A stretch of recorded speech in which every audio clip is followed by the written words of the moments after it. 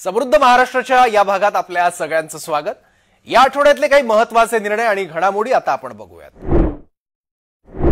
महाराष्ट्र आता थांबणार नाही, कारण महाराष्ट्र सर्वच महत्त्वाच्या आर्थिक क्षेत्रांमध्ये अग्रेसर आहे, असा अहवाल जगातील गुंतवणूक, बँकिंग तसंच वित्तीय संशोधन क्षेत्रातील ख्यातनाम वित्तीय संस्था असलेल्या मॉर्गन स्टॅनले यांनी प्रकाशित केलाय। या अहवालात महाराष्ट्र अनेक क्षेत्राचं नेतृत्व करत असल्याचं नमूद करण्यात आलंय। मुख्यमंत्री देवेंद्र फडणवीस यांनी या अहवालाचं तसंच त्यातील निष्कर्षांचं स्वागत केलंय। तसंच महाराष्ट्राने साल 2030 पर्यंत $1 ट्रिलियन म्हणजेच 1 लाख कोटी डॉलर्सची अर्थव्यवस्था होण्याचा संकल्प केलाय। या दिशेने आपली दमदार पावलं पडत असल्याचा अहवाल म्हणजे निदर्शक आहे। मॉर्गन स्टॅनलेच्या अहवालातून महाराष्ट्राच्या दिवागदार वाटचालीवरच प्रकाश टाकला गेलाय, असंही मुख्यमंत्र्यांनी नमूद केलंय। मुख्यमंत्री देवेंद्र फडणवीस यांच्या नेतृत्वाखाली मंगळवार 29 जुलै रोजी राज्य मंत्रिमंडळाची बैठक पार पडली। या बैठकीत 8 महत्त्वाचे निर्णय घेण्यात आले आहेत। यामध्ये राज्यात मुख्यमंत्री समृद्ध पंचायत राज अभियान राबवण्यात येणार आहे। या अभियानात सर्वोत्कृष्ट काम केलेल्या ग्रामपंचायत, पंचायत समिती आणि जिल्हा परिषद यांना प्रोत्साहनपर पुरस्कार देण्याचा निर्णय घेण्यात आला आहे। या अंतर्गत चांद्यापासून बांद्यापर्यंत गावकऱ्यांचा विकास करण्याचा राज्य शासनाच्या वतीने निर्णय घेण्यात आलाय। प्रोत्साहनपर पुरस्कारात एकूण 1902 पुरस्कार दिले जाणार आहेत।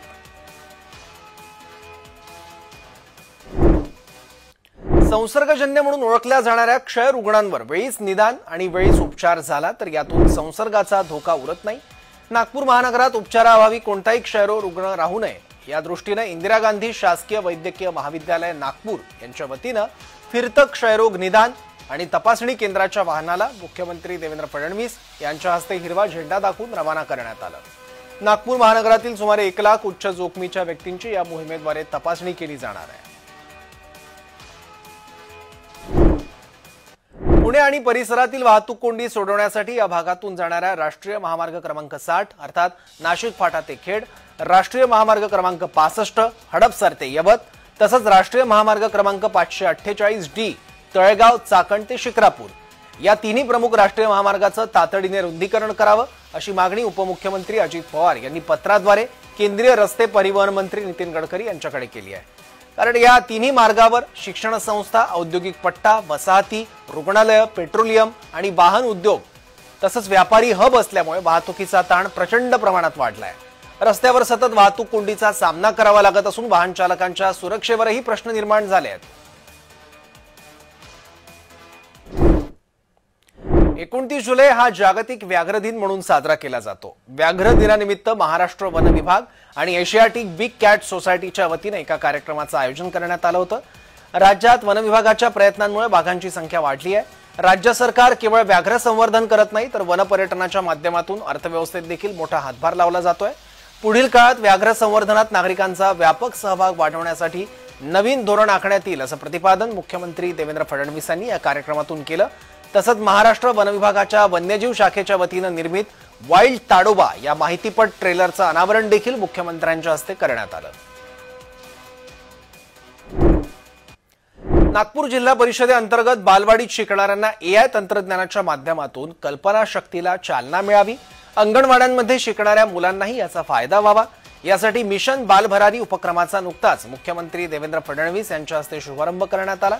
भारताची पहिली AI सक्षम अंगणवाडी म्हणून गणना होणाऱ्या हिंगणा तालुक्यातील वडधामना इथे मुलांना यातून कविता, गाणी आणि अभ्यासक्रम शिकवण्यासाठी VR हेडसेट्स, AI संलग्न स्मार्ट डॅशबोर्ड्स आणि इंटरॅक्टिव्ह डिजिटल कंटेंट यासारख्या अत्याधुनिक तंत्रज्ञानाचा वापर केला जातोय। ही सोय प्रीमियम खासगी बालवाड्यांमध्ये उपलब्ध नाहीये असं वैशिष्ट्य या प्रकल्पात आहे। नागपूरच्या मेट्रो भवन इथे भारतातील पहिल्या AI अंगणवाडी उपक्रमाच्या शुभारंभ प्रसंगी पालकमंत्री चंद्रशेखर बावनकुळेंसह प्रशासकीय अधिकारी आणि इतर मान्यवरांची उपस्थिती होती।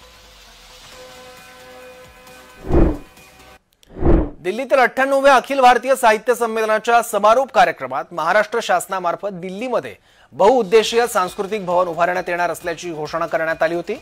महाराष्ट्र सदन परिसरात त्यासाठी जागाही निश्चित करण्यात आली असून त्याचा प्रस्तावित आराखडा निवासी आयुक्त तथा सचिव R विमला यांनी मुख्यमंत्री देवेंद्र फडणवीस यांना नुकताच सादर केला। मुख्यमंत्री देवेंद्र फडणवीस यांच्याकडे दिल्ली दौऱ्यात विविध प्रस्ताव देखील सादर केले। नागपूरच्या 19 वर्षीय दिव्या देशमुखनं वर्ल्ड चेस चॅम्पियनशिप 2025 स्पर्धेतील अंतिम सामन्यात कोनेरू हम्पीला पराभूत करत इतिहास रचला। दिव्याने असं पहिली महिला चेस वर्ल्ड चॅम्पियन होण्याचा बहुमान मिळवला। त्यानंतर राज्याचे मुख्यमंत्री देवेंद्र फडणवीसांनी दिव्याचं अभिनंदन करत मोठी घोषणाही केली। तसंच दिव्याचा मंत्रिमंडळाकडून अभिनंदनाचा प्रस्तावही मंजूर केला। तसंच आपले खेळाडू ज्या खेळात उत्तम खेळतायत त्यात त्यांना मदत झाली पाहिजे, त्यासाठी वातावरण तयार झालं पाहिजे, अशा प्रकारचा आपला प्रयत्न असेल असं म्हणत मुख्यमंत्र्यांनी खेळाडूंना मदत करण्याबाबत आश्वस्तही केलंय।